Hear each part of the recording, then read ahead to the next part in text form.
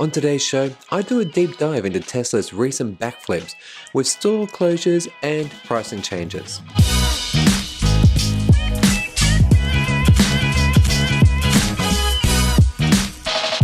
Welcome everyone, my name is Chris, and in this special episode, I'll break down Tesla's recent announcements and offer some sage advice to you, viewers of this channel, but actually Tesla. Yeah, it's a Dear Tesla editorial, but before you click away, know that I've been watching and listening to the noise on Twitter, YouTube, and podcasts, and I feel that some important points have been missed. So, Tesla, current and future Tesla owners, those interested in the company, and, well, shareholders, listen up. I'm going to get into what crafting and executing strategy looks like when it's not done right, and, well, what we can do to fix it. Okay, first, some background. On February 28, 2019, Tesla announced that it was commencing the rollout of its $35,000 Model 3, but in order to bring it to market, it will require customers to purchase the Teslas online, and that Tesla was going to close a significant portion of its physical stores to keep them financially sustainable. This latter point I commented on during this video, as it was meant that sadly the loss of jobs whilst bringing a win for customers with lower vehicle prices by about 6%. Now that's great and remarkable because, well, as you know, car companies normally don't offer cheaper cars unless they're like on sale or end of year run out. And side note, you know that you have to be brave to go on public record and publish something to like YouTube, Twitter, you name it, and knowing that once you've published it, there's no way to edit and change the numbers that you've spruiked. So this is something that Tesla is acutely aware of, and for all the missteps lately and in the past, their announcement of store closures and job cuts would not have been taken lightly and would have required board level approval. With Tesla always changing pricings or specs, I present to you my video up here about my predicted pricing for the Model 3 in Australia. In it, I cite the cost of the Tesla Model S 100D, and that was literally wrong the very next day due to this announcement of the 6% price reduction. Look, I'm fine, I'm a big boy and I wear the big pants. And I'm especially happy to be wrong when something that is great becomes cheaper. But not even 10 days after this announcement of cheaper cars for all, Tesla changed its mind again. Wait, what? Well, let's break this down from the blog post released on March 10.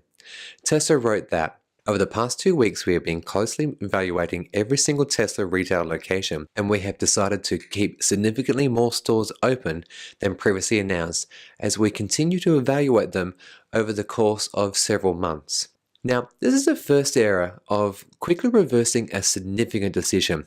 Now, I know that they would have already done modeling around the first plan of 6% reductions with the store closures and staff payouts, but to retract on something within a week and a half is a failure of either considering the full consequences of doing so, or that public and staff sentiment was so deafening that they had a change of heart. Now, I could go on, and I will, but there's more to unpack, and then I'll present my full argument later. The post continues. When we recently closed 10% of sales locations, we selected stores that didn't invite the natural foot traffic of our stores always have been designed for. These are stores that would have been closed anyway, even in-store sales made up our entire sales model. A few stores in high visibility locations that were closed due to low throughput will be reopened, but with a smaller Tesla crew. In addition, there are another 20 locations that are under review, and depending on their effectiveness over the next few months, some will be closed and some will remain open. Okay, so the number one rule for anyone who makes decisions is that you're well within your right to change your mind, but to do so when you're actually fully aware of the right decision. Here, Tesla is perhaps giving false hope to its staff, and imagine working knowing that 20% of retail stores are going to close within a few months. Your performance and motivation will either be overcompensating in the hope that you turn the store's fortune around, and, well, I'm not sure how that will be achieved, and I can imagine some possible bad vibes coming from some strong sales tactics. Or staff motivation could be really poor, and then you'll be lucky they show up to work on time and engage in the job that they were actually hired to do. Now, I know the decision to stay or go rest with the employee, but Tesla has to own either way the consequences of reversing this decision and how that makes its staff feel. If you want to know more on this, look up psychological workplace safety, and you'll find that successful companies promote an environment of staff to management communication, positive feedback, and trust. And it's this latter point that Tesla is so very sorely missing. The only silver lining with this pause on store closures is that at least Tesla would review the situation before taking further steps. The blog continues. As a result of keeping significantly more stores open, Tesla will need to raise vehicle prices by about 3% on average worldwide. In other words, we'll only close about half as many stores, but the cost savings are therefore only about half. Yikes, wait, price rise of 3%? When? Well, Elon took to Twitter to answer this, plus it was also in the blog post, and said that orders need to be in place by Monday, 18th of March to get the original 6% saving. Okay, so if you've been paying attention, you would have noticed these price drops and perhaps pulled the pin and got yourself a new, cleaner, greener car and saving yourself thousands of dollars. Nice, but you know that doesn't excuse this agile exercise in price testing. I support any business that has the balls to drop the price on a product, especially one as expensive as a Tesla. But again, to change the game on customers who ordered like a week before the price drop, I would have really been pissed at Tesla. I mean, look at this price difference for the Model S 100D. When I wrote and shot this video late February, the Model S with premium interior cost $171,000. And then fast forward a few days, and the same car cost $133,000. That's like over $38,000 difference. I can't begin to imagine the second-hand car market for Teslas right now, as this price drop would have resulted in significant depreciations. But I'm getting away from this story. So, Tesla changes its mind, keeps maybe half of its stores open, also drops and then raises prices. This looks like a company with no plan, no vision, no stability, nor security to customers. There's a glimmer of hope here and, of course, more bad stuff too. The blog continues. Potential Tesla owners will have a week to place the order before prices rise. So, current prices are valid until March 18. There'll be no price increase to the $35,000 Model 3. The price increase will only apply to the more expensive variants of Model 3 as well as Model S and X. Oh, and guess what? The price change will also affect autopilot and full self-driving too. The result? Yeah, you guessed it. More confusion and upset customers. Now, a bit of context here. You see, the recent price changes to autopilot and full self-driving were controversial because the automaker changed pricing on software updates that it actually had never delivered. This and the decoupling of summons and navigate on autopilot and then moving them to the full self-driving option baffled many. To be fair to Tesla, together they actually still cost the same as they were before, but now autopilot is fundamentally lane keep assist and traffic aware cruise control. But what the real stinker here is that Tesla presented the offering to buyers as costing less if they order the software before delivery, incentivizing them basically. However, because of this new autopilot suite arrangement, Tesla gave Tesla owners who did not have the software paid for the option to do so at half the price compared to others who had paid the full price. Oh my gosh, what a mess!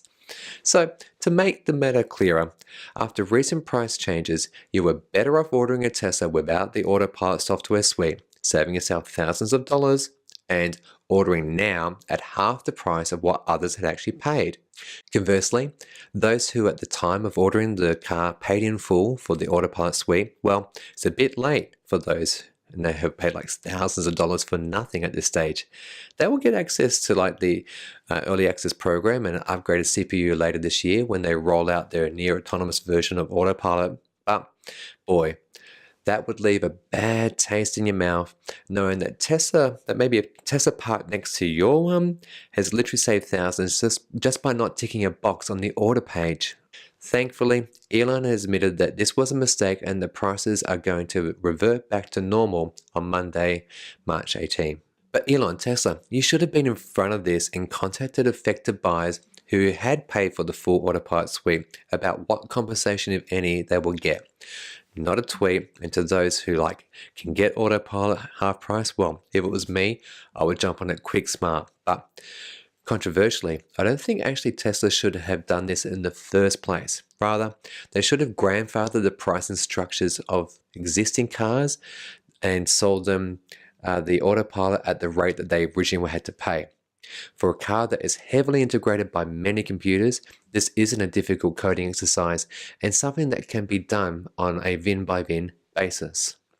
Next, to be clear, all sales worldwide will still be done online, in that potential Tesla owners coming into stores will simply be shown how to order a Tesla on their phone in a few minutes. Let me unpack this one. Tesla, like most other car companies, has performance bonuses for sales staff who sell a given number of vehicles per month.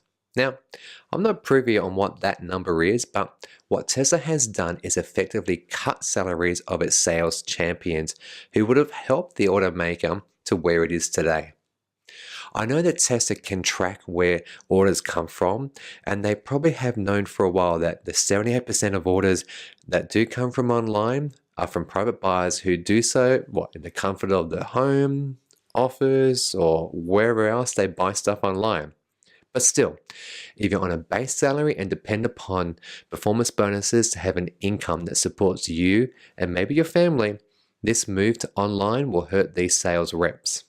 To these Tesla employees, I'm genuinely sorry that you were going through this. And to add insult to injury, a week and a half ago, you were most likely facing retrenchment, but now you're being told, oh, don't worry, your job is maybe safe, but that extra income from sales, well, you're no longer going to get that. Gosh, if I was working for a company like that, I wouldn't feel safe or secure and would leave it if I could. This is a bad corporate citizen and not good management. So don't do a U-turn like this. It's not good for your image, hurts staff, causes stock to go on a roller coaster, and equally important, it makes customers doubt your longevity, and in turn, they'll defer the purchasing decisions as they'll be like, nah, in a few months, Tesla will close 20% of its stores and cut prices, so yeah, I'll wait. You see, Tesla, you're actually hurting yourself, and I'm calling you on it. But am I done? No. It continues. For all purchases, we offer a generous policy of a 1,600 kilometer or 7 days, whichever comes first, that should alleviate the need for most people to test drive. However, cars will still be available for test drives at stores at the potential Tesla owner's request. So, wait, you're telling me that after applying for a loan, submitting substantial paperwork, a credit check, signing loan papers with the bank, and incurring interest charges, I can return my car and get the money back? That's not appealing. I think that Tesla knows that 0.01% of customers will do this, so it's merely a poor offering disguised in showroom closures and job cuts. Electric did a reader survey on how people go about test driving a Tesla and how they purchase one, and I must say that Elon's announcement that most people who buy Teslas don't do a test drive is just wrong. As a bad example, I've done a test drive in a Model S, which then spurred me on to do a Model 3 reservation. I have also been fortunate enough to go for rides in Teslas from colleagues that know I'm a huge fan, so thanks Brad and Chris. Imagine in the future with few showrooms and Tesla hoping customers will let a stranger drive their car and convince them to buy one. It's a whole other ballgame. It's a big gamble, and one in which, in the light of the slowing of store closures recently, shows that maybe it wasn't such a good idea after all. So, let me wrap this up, and to help me, I'm actually going to get Elon assist me with this argument. In an email to staff about how Tesla prices cars and doesn't discount for no one, he states that the acid test is that if you can't explain to a customer who paid full price why another customer didn't, without being embarrassed, then it's not right. We either win in a way that is fair and right, or we lose with our honor intact and accept the consequences. Now, I think you would agree that right now, Tesla is indeed having to accept the consequences and have learned a valuable lesson in executing strategy. If they haven't, well, here's my summation for them. Pausing the closure of showrooms is a good move. Potential customers need to see, hear, feel, experience what a Tesla is like. In most markets, you're a premium brand, so behave like one and offer great customer service and experiences that get people excited about the brand. The move to online sales reflects the realities of 2019. Doing so means that anyone with a smartphone can literally buy a Tesla anywhere in the world, in regions that they're delivered to, obviously. But in removing sales staff's performance bonuses, please do the right thing and either compensate them or shift their role and corresponding salary to one that is rewarding for them and Tesla. It will go a long way to your bottom line, I promise. And finally, fix your pricing structure for software items. After all, you're in part like a tech company with amazing talent. Value your intellectual property and don't discount. Existing customers who have already paid in full for something get really ticked off when you do this sort of thing. So here's my solution, and I know there are some out there who won't like it. When someone buys a Tesla, clearly show them the pricing agreement and have a sunset clause in it. Maybe it's 3 years, maybe it's 5. I'm not sure, but what I can say is that customers will be happy in knowing what the upfront costs are going to be that they can plan for. That's what they need to do. And that will stop them looking to Twitter for failings and backflips like this and confidently talk up Tesla to friends and family. After all, this is how you've made it this far. The respect and admiration from fans and customers. So Tesla, please think carefully before you make another big announcement like this.